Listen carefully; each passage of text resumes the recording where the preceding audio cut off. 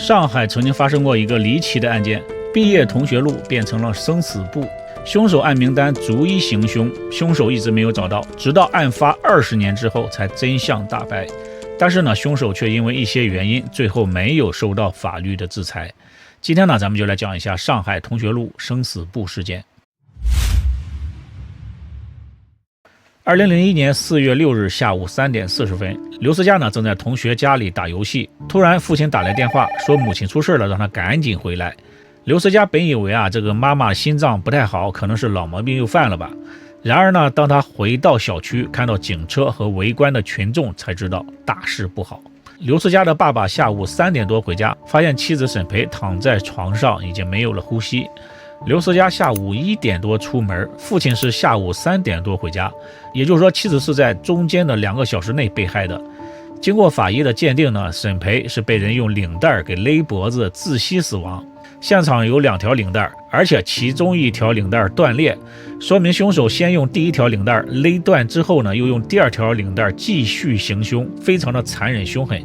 受害者的衣着完整，并没有被性侵，而且家里的钱财也没有丢失。凶手不图财也不图色，那么凶手的作案动机到底是什么呢？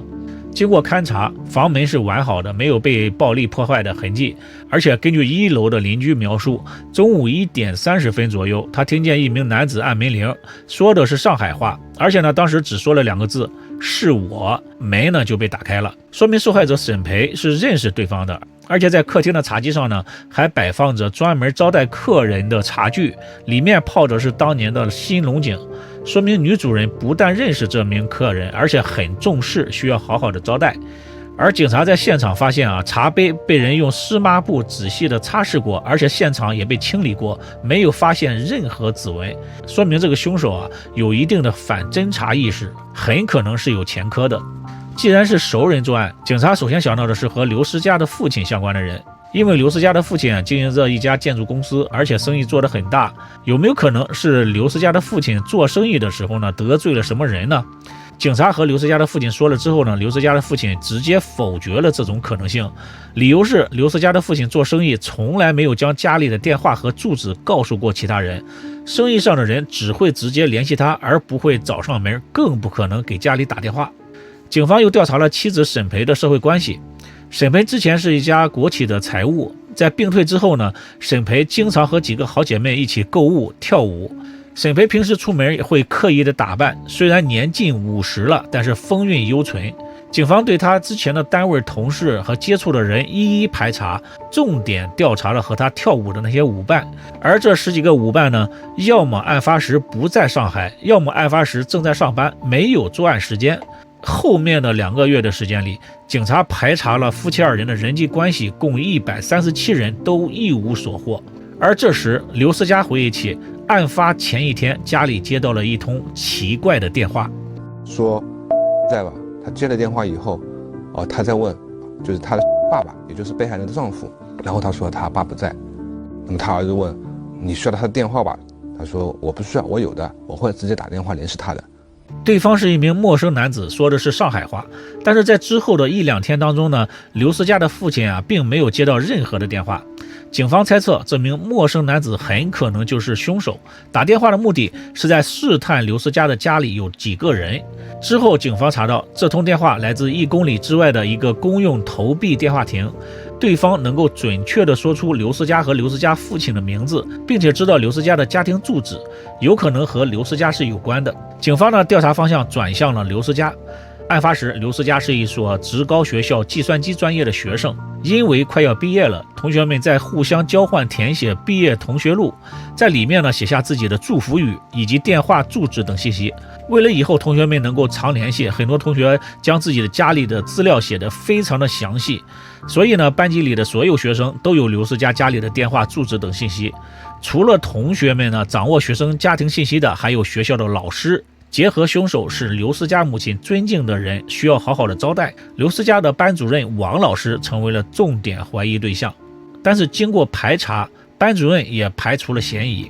刘思佳的同学经过逐个的排查呢，也没有找到有用的线索。时间慢慢过去，案件悬而未决。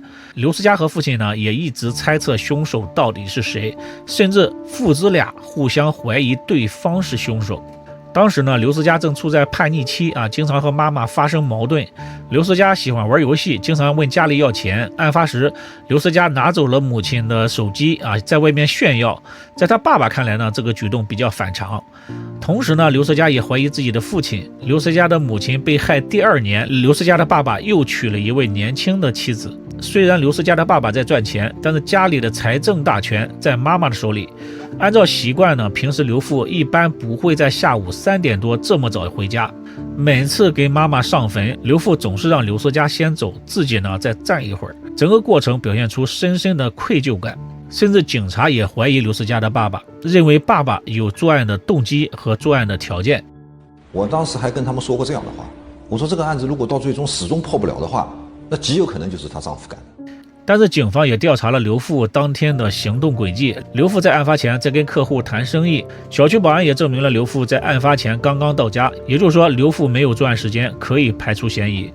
虽然父子2人都被排除了嫌疑，但是案件迟迟未破，父子俩仍然是互相猜忌，家里弥漫着阴郁的气氛，父子之间完全没有信任可言。然而1年之后，凶手还没有找到，又发生了新的命案。2002年7月1日，刘思佳的同班同学高静在家里遇害。高静19岁啊，是班级里的班花，长相和气质都很好。高职毕业之后没有参加工作，而是报名了成人高考的培训班。基本上呢，就是家里学校2点一线的生活轨迹，社会关系简单，没有和别人结仇。7月1日下午2点38分，高静的母亲回家，发现女儿躺在床上，心脏停止，死因是被人勒颈机械性窒息死亡。没看到比较明显的抵抗啊、反抗或者搏斗的迹象。对象和被害人之间的力量差是绝对控制的。首先是男性，凶手并没有拿走家里的钱财，警方推测凶手很可能是图色，因为被害人当时正处在生理期，并没有被性侵。案发现场呢，同样被清理过，没有留下指纹等痕迹。高静家的门锁是完好的，也就是说高静是主动开门让对方进来。高静的母亲回忆呢，案发前3个小时，她在家里接到了一名陌生男子的电话。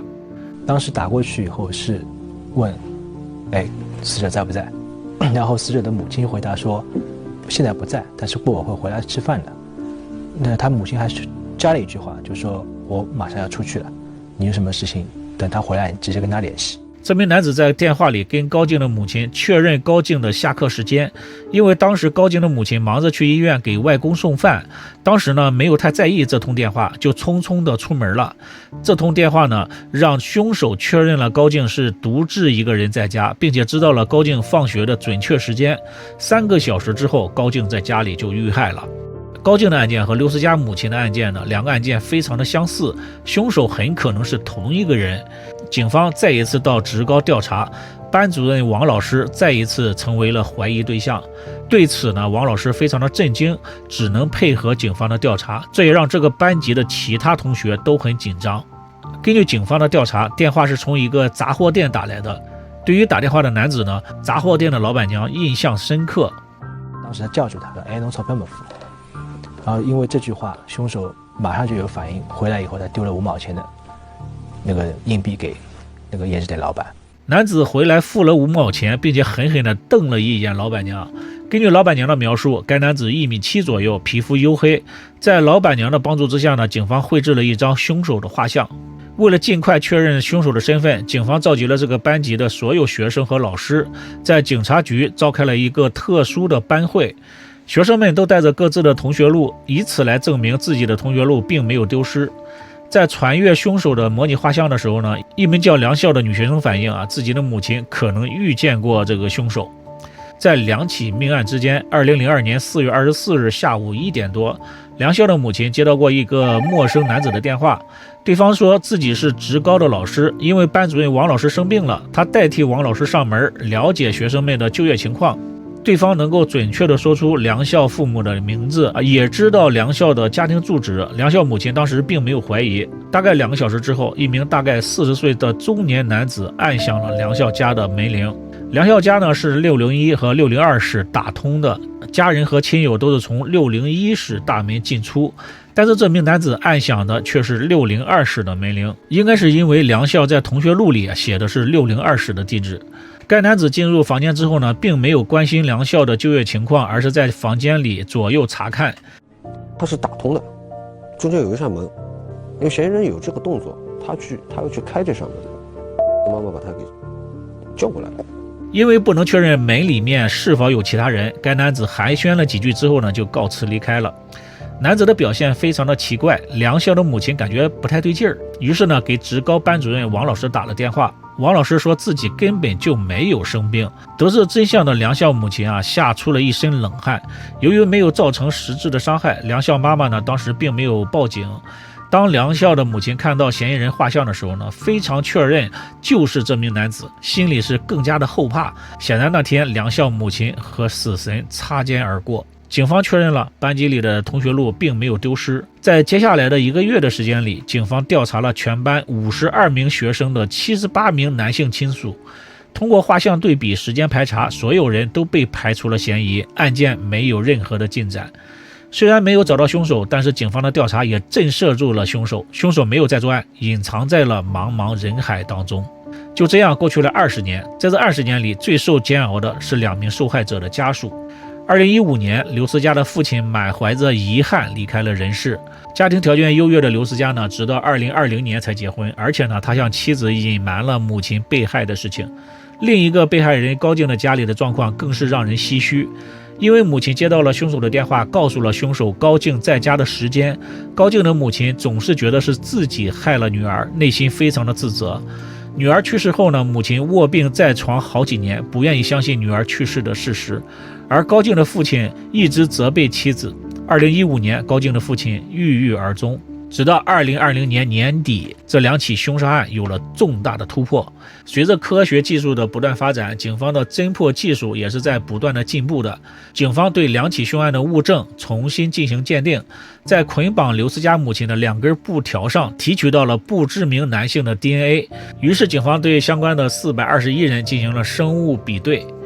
第一层先放在老师这边，就是教过这个班的老师，男老师排查他本人，女老师排查她的丈夫或者排查她的兄弟。第2个是勤杂工，那个教职工也要放在里面。第3个是学生的家长，男性。就在警方排查到一名叫曹乐乐的父亲的时候呢，对方表现出了非常抵触的情绪，并且说我已经离婚几10年了，你们找我干什么？你们应该去找那个男人。原来曹乐乐的父母呢，在1996年就离婚了。之后呢，父亲去了新加坡去谋生，案发时并不在上海。而曹乐乐父亲说的那个男人是曹乐乐的养父，名叫杨建国。因为杨建国和曹乐乐的母亲一直没有办理结婚证，所以一直没有在警方的视线内。当年警察排查的时候呢，因为未婚同居觉得丢脸，所以母女2人都没有提起杨建国。杨建国就成为了这次比对名单中的第422人。